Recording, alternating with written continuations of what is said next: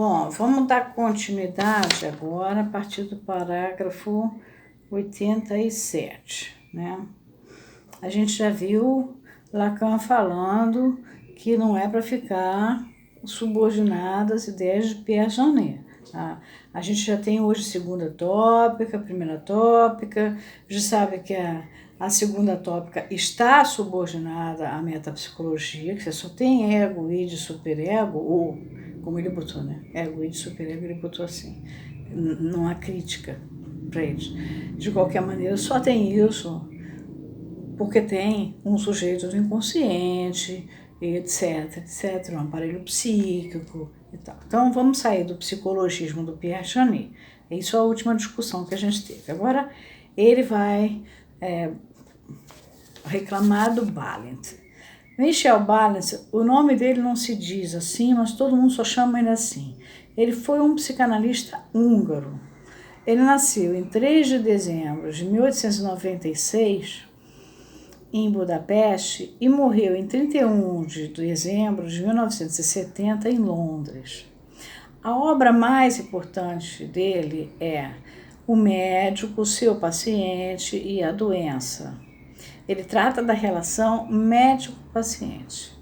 E ele fez carreira, muito famoso foi ele, porque ele fazia grupos de discussão entre os terapeutas sobre as experiências que eles tinham na clínica, e ele propunha uma terapia focal. Se vamos focar no problema, bem psicológica a coisa.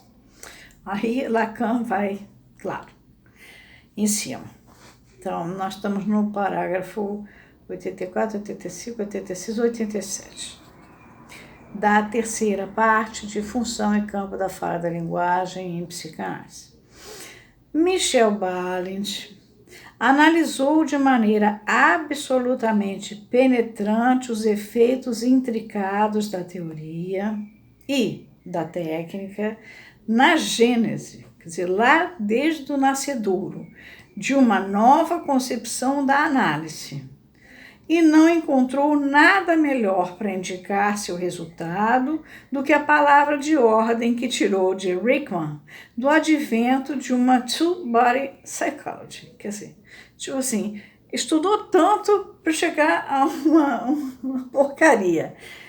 Body é corpo, anybody é qualquer pessoa, nobody é ninguém, somebody é alguém. Agora, two-body é um neologismo criado, que é como se fosse um corpo a corpo, de um para o outro. Uma psicologia corpo a corpo, um com o outro. O médico com o paciente. E aí, ele fez fama fazendo essas ideias dele. Outro parágrafo. Seria impossível dizer melhor com efeito. A análise transforma-se na relação de dois corpos, entre os quais se estabelece uma comunicação fantasística, onde o analista ensina o sujeito a se apreender como objeto. Ponto vírgula. A subjetividade só é admitida no parêntese da ilusão. E a fala é excluída de uma investigação da vivência que se torna a meta suprema. Mas o resultado dialeticamente necessário disso aparece no fato de que, sendo a subjetividade do psicanalista livre de qualquer freio, livra o sujeito a todas as intimidações de sua fala. Então, começa aí aquilo que vai fazendo, obrigando aos ego, a forma, todo mundo tendo medo do psicanalista, assim por diante. Continua Lacan. A tópica intrasubjetiva, uma vez entificada, quer dizer, uma vez tornada ente não é ser, ente é coisa. De fato, se realiza na divisão do trabalho entre os sujeitos presentes, o terapeuta e o paciente. E o uso deturpado da fórmula freudiana de que tudo o que id, deve tornar-se ego, aparece de uma forma desmistificada.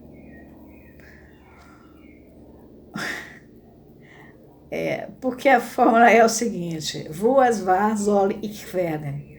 Quer dizer, aonde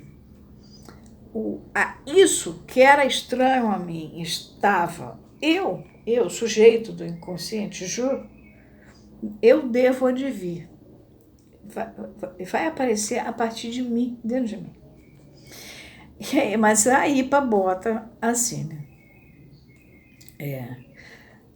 O id vai se tornar ego. O id vai desalojar o ego. Aliás, o ego vai desalojar o id, e assim por diante. Aparece de uma forma desmistificada, ponto e vírgula. O sujeito transformado num isso, ele então vira um ça, né? Isso em francês é ça,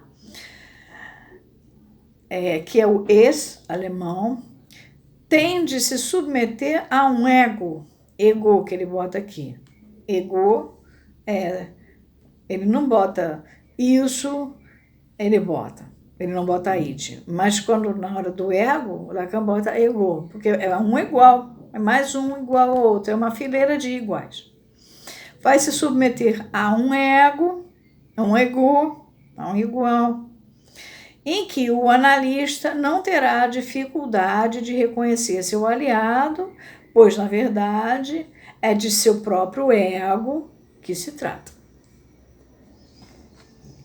Então, começa aqui aquela maluquice que eu contei lá atrás, da amiga minha que eu tinha, que fazia análise com um figurão muito importante, e que naquela época do governo Sarney, mais ou menos, ela dava o equivalente a um Fiat 0 km para o camarada por mês, para fazer análise. Ela saía do Rio e ia para São Paulo fazer análise com esse cidadão. E gastava isso. E ele não entendia nada que ela dizia, e ela até se queixava, porque nessa ocasião ela namorava um homem absolutamente famoso. E cada vez que ela falava do homem, esse analista dizia: não é do fulano que você está falando é de mim, sou eu. É comigo a sua relação. Quer dizer, esse produto de Balint dá nisso. E é isso que deu a Associação Internacional de Psicanálise.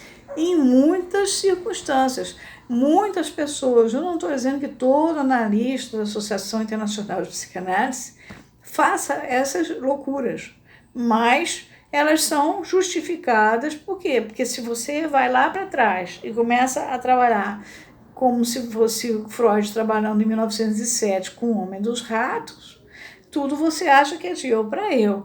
Agora, Freud não era tão opressor quanto, nesse caso aqui, você vê a opressão em cima do analisante. O analisante vira um objeto, o ego é o analista, o analisante é um isso, né? E, enfim, e aí a segunda tópica, que é isso,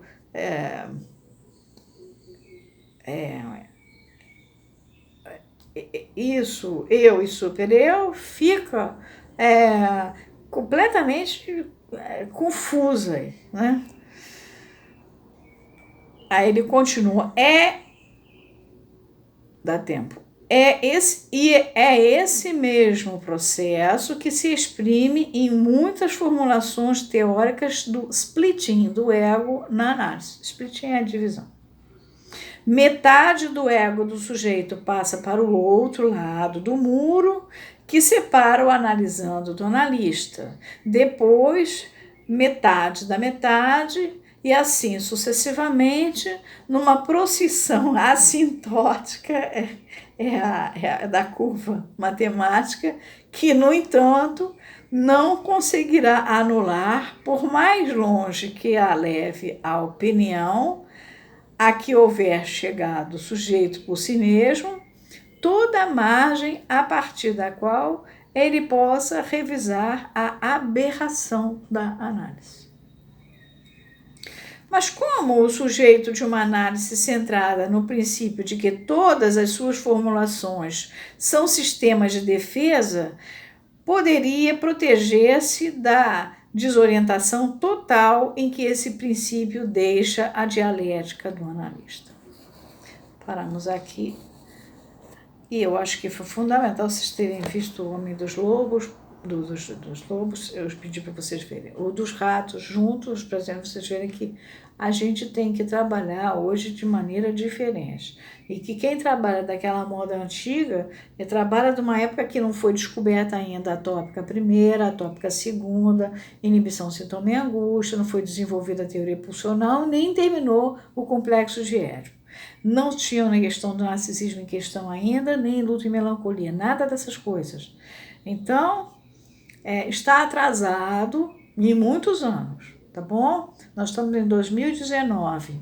Se alguém estiver trabalhando como em 1907, está há 102 anos atrasado, por exemplo, né? 112 anos, 112 anos. Então, vamos nos atualizar, tá bom?